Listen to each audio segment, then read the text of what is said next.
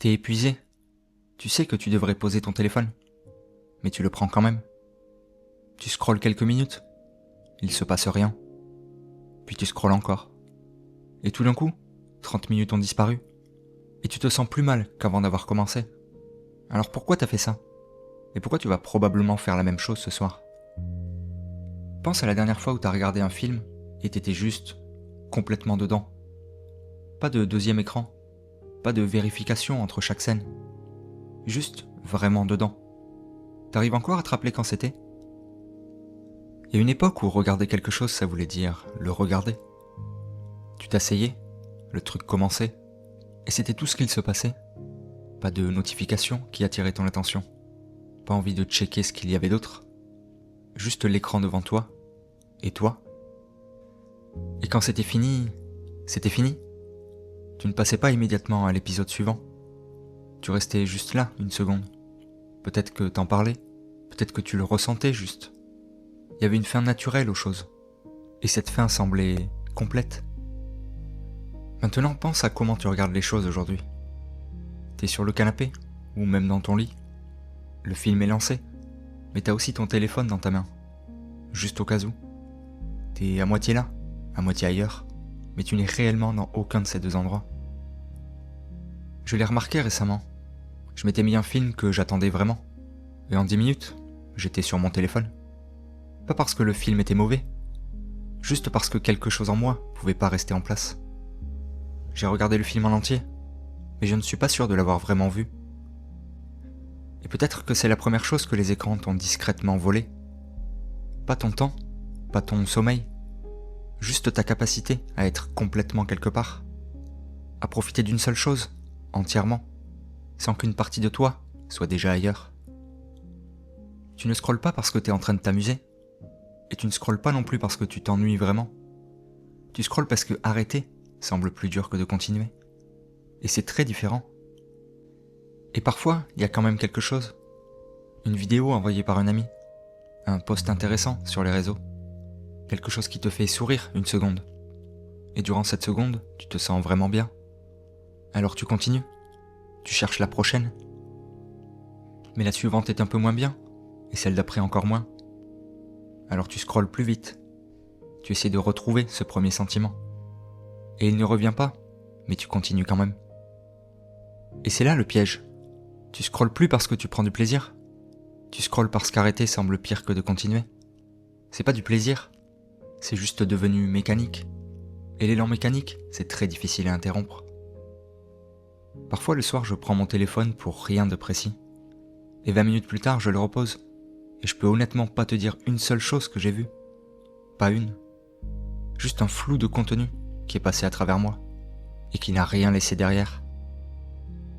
Et c'est le sentiment dont parle le titre. Pas que les écrans sont mauvais, pas que la technologie a tout ruiné. Juste que tu l'as pris en espérant quelque chose. Et tu l'as reposé avec moins que ce avec quoi tu avais commencé. À chaque fois. Et pourtant, demain soir, tu recommenceras. T'as probablement déjà eu ce sentiment. Tu passes toute une soirée sur ton téléphone, ou devant Netflix. Et quand tu vas enfin te coucher, t'es plus fatigué qu'au début. Pas physiquement, t'es juste vidé. Comme si quelque chose t'avait utilisé, plutôt que de te recharger. Et pourtant, t'étais posé sur le canapé. Personne te demandait rien. Tu ne travaillais pas. Mais ton cerveau continuait. À traiter, à réagir. À absorber chaque image, chaque son, chaque notification. T'as arrêté de bouger, mais rien en toi s'est vraiment arrêté.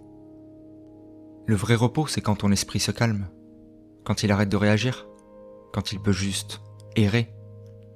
Les écrans ne te donnent pas ça.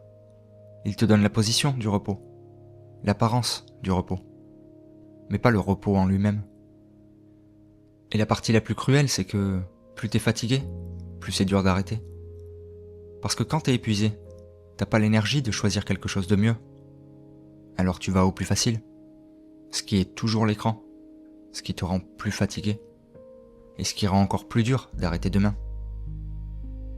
J'ai déjà eu des soirées où j'ai passé 3 heures devant quelque chose, et je me suis réveillé le lendemain matin en me sentant toujours pas reposé. Pas parce que j'avais mal dormi, mais parce que la soirée d'avant, m'avait jamais vraiment donné une pause.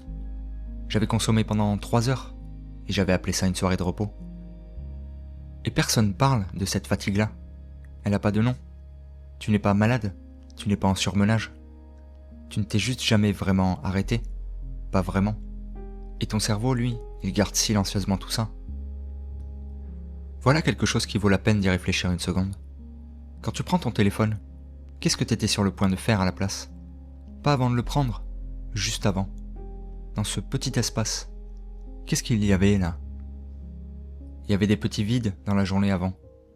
Des moments entre une chose et la suivante. Et dans ces vides, c'est là que des trucs se passaient vraiment. Là où tu rêvassais une minute. Où une pensée aléatoire devenait quelque chose. Où ton esprit errait juste. Et errer, ce n'est pas rien. C'est de là que viennent beaucoup de bonnes choses. Les écrans ont remplacé l'ennui. Et ça semble être une bonne chose. Personne n'aime s'ennuyer. Mais l'ennui avait une fonction. C'était le moment où ton cerveau passait de consommer à vraiment penser. De réagir à créer. Et on s'en est débarrassé discrètement.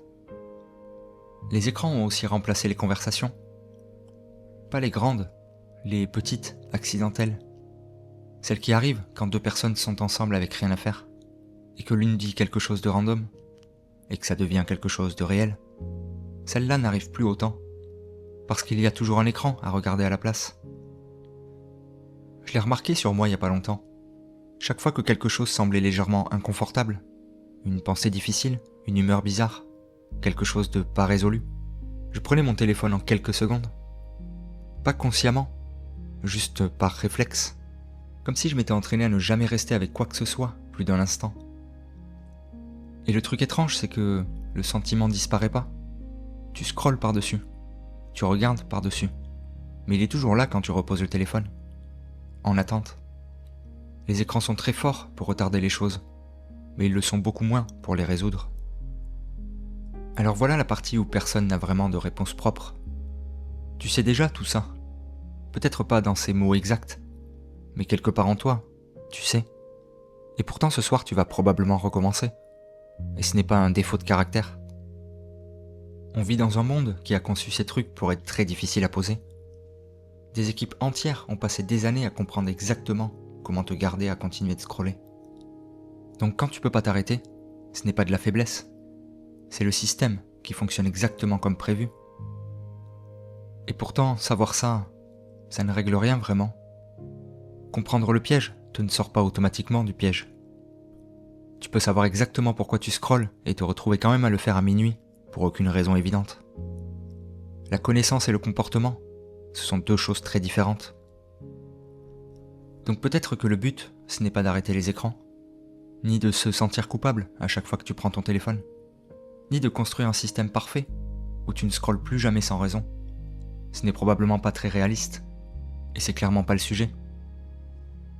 De mon côté, je n'essaye pas vraiment d'utiliser moins mon téléphone, pas vraiment.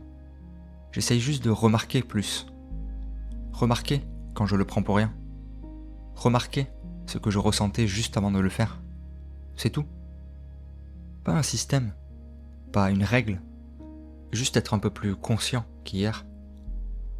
Les écrans ne vont pas disparaître, et l'envie de les prendre et les utiliser non plus. Mais peut-être que de temps en temps, tu le reposes avant que les 30 minutes disparaissent.